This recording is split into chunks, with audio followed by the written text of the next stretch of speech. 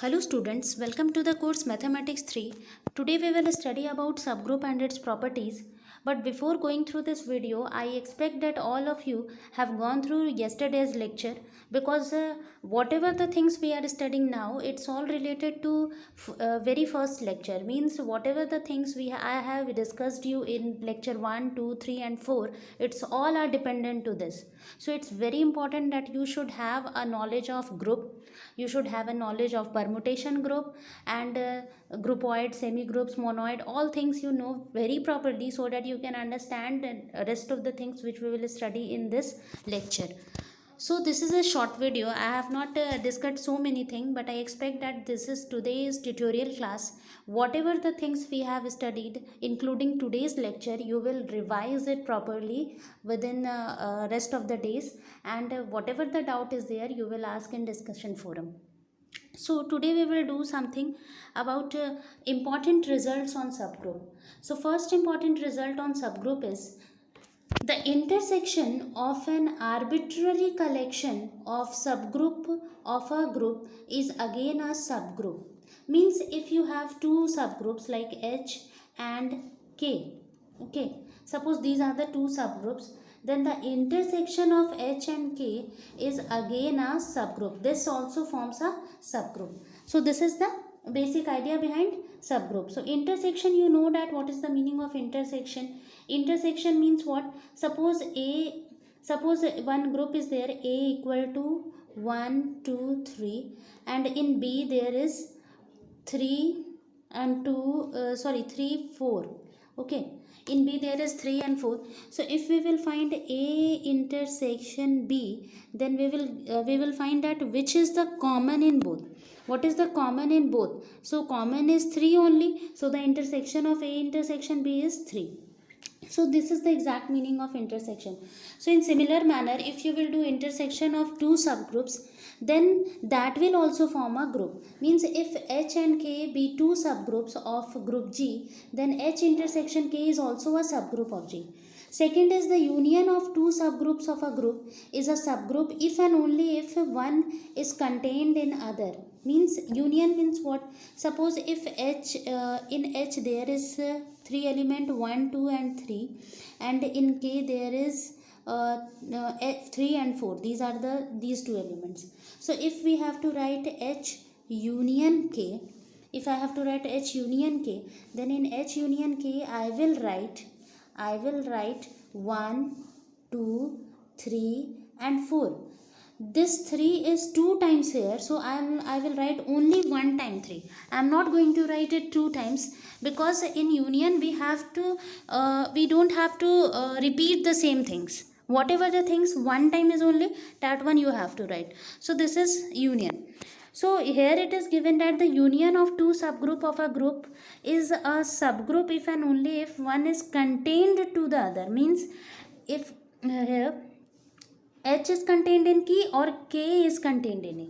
Means suppose H is this, then H is contained in K, or this is K or K is contained in H. This is the meaning of. If I will draw the figure, then whether K is contained in H or H is contained in K. So then only union is also subgroup. Third is let H be a subgroup of G, then let H be a subgroup of G, then identity of H is same as that of G.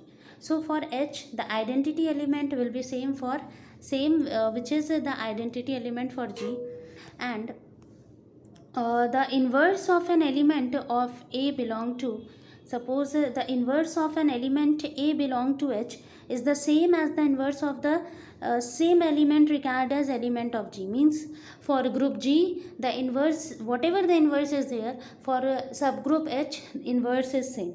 The order of an element A belong to H is the same as the order of the element. Means if suppose the order of group G is something, and then order of subgroup H is also same as that of order of group G. So our next is product of two group. How to find the product of two group?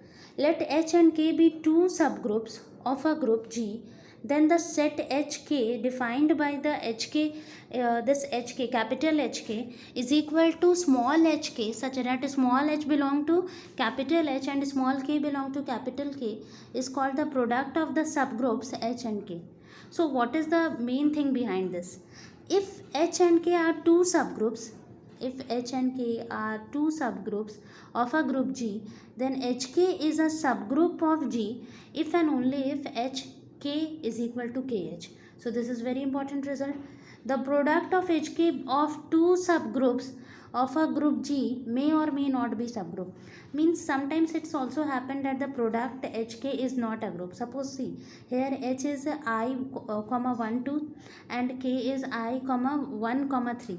If we will do the product of H and K, then we will get I, 1, 2, 1, 3, 1, 2, 1, 3, 1, 2, 1, 3. Okay, this is exactly 1, 2, 3, but we have written in the form of transposition, as I have discussed in earlier lecture, that we can write this 1, 2, 3.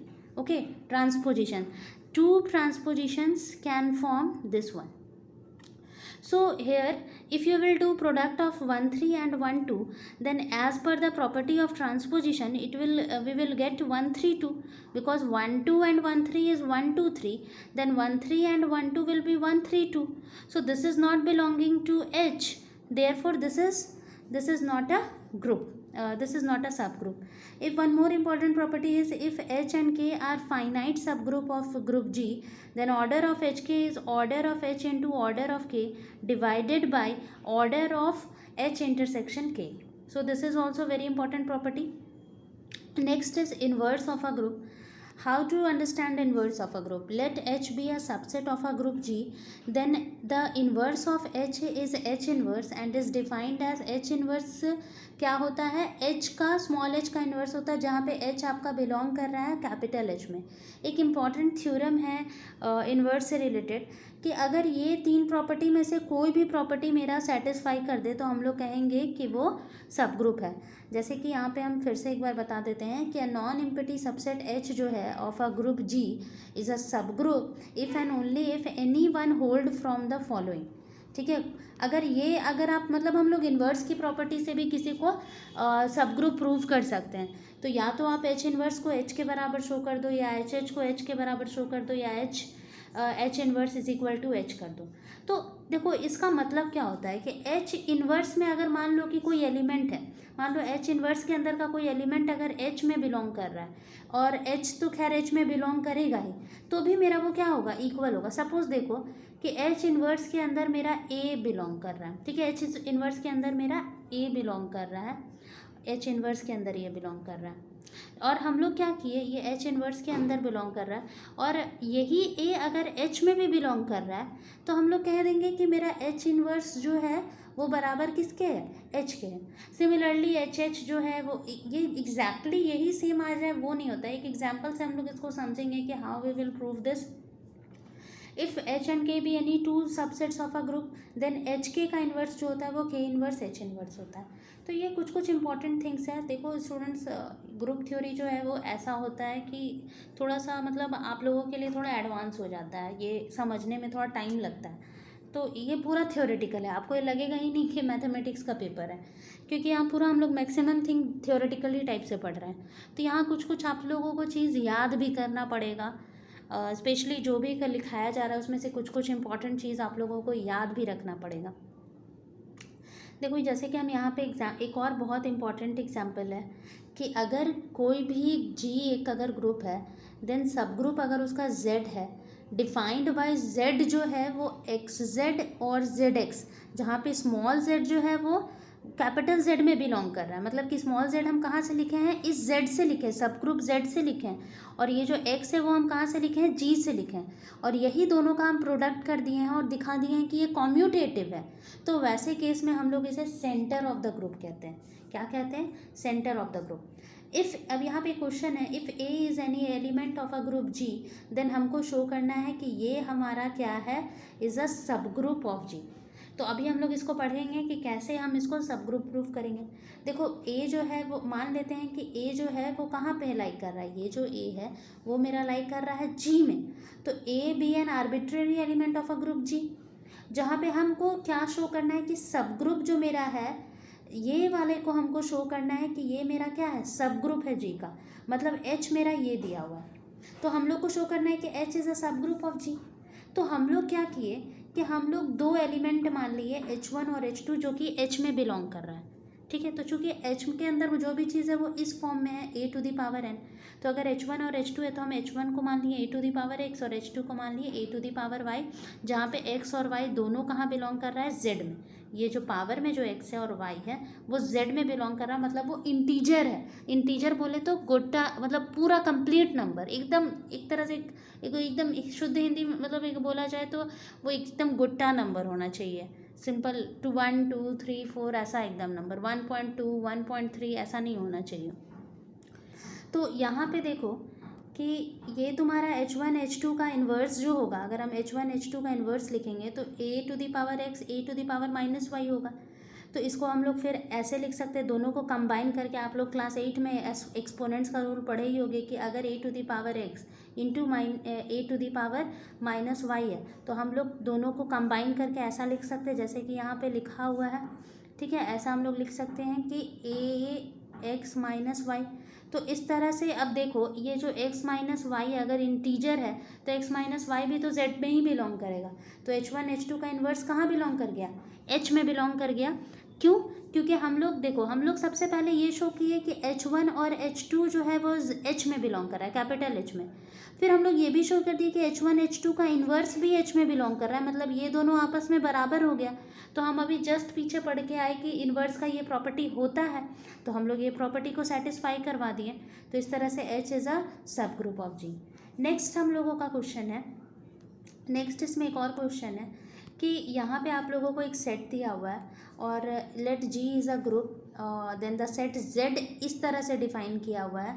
तो आप लोगों को show करना है, यहाँ पे ये हमारा z है तो हमें शो करना है कि ये जो z है वो मेरा क्या है, सब ग्रुप है। इसको ध्यान से देखो, हम यहाँ पे फिर से मान लिए कि z1 z2 क्या है, z में बिलोंग कर रहा है।